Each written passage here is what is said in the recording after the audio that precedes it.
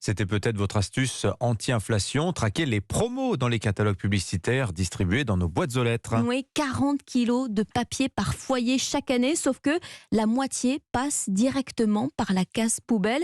Et d'ailleurs, la grande distribution va bientôt tourner la page. Oui, fin des prospectus en septembre pour Leclerc. Intermarché démarre dès ce mois-ci, comme l'enseigne Cora, qui stoppe les impressions aujourd'hui même. Question de coût, d'écologie également, d'après ces groupes qui misent désormais sur le numérique. Alors qu'en pensent les clients?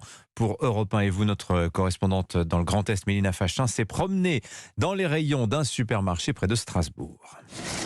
Chaque année dans ce supermarché, ce sont plus de 100 000 prospectus qui sont distribués, 15 000 tonnes de papier au total dans les 60 magasins Cora de France. Alors pour beaucoup de clients, c'est une bonne chose de s'en débarrasser. Et je l'ai vécu dans ma boîte aux lettres, stop pub.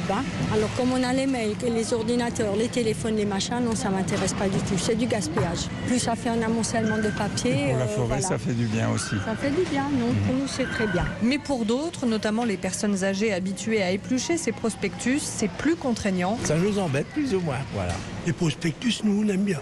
Nous, on aime bien feuilleter les prospectus, oui. J'aime bien voir ce que le magasin ils vend en promotion aussi et d'avoir les papiers en avance. Pour trouver les promotions, il faudra soit aller sur le site internet, soit sur les réseaux sociaux, soit scanner un QR code. Voilà. Est-ce que ça, vous savez le faire ou vous allez le faire? Non, on ne sait pas le faire, on est trop vieux.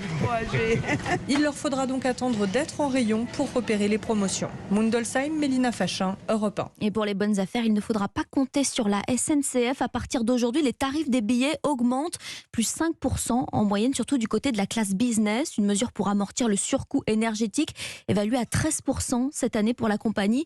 À noter aussi dès février des conditions d'annulation plus strictes, 7 jours maximum avant le départ, sinon il faudra payer 19 €.